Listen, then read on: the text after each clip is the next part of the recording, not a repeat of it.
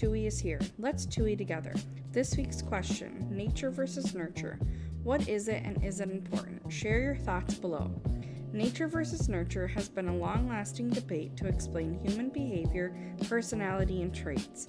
Nature is defined as our genetics, and nurture is the environment and experiences we live through.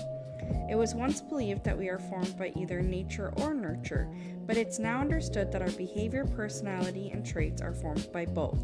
An example of this is that we may inherit a genetic predisposition for a disease, addiction, or mental health diagnosis, but the environmental factors like diet, exercise, and upbringing can play a significant role in whether or not you'll have an addiction, mental health diagnosis, or disease.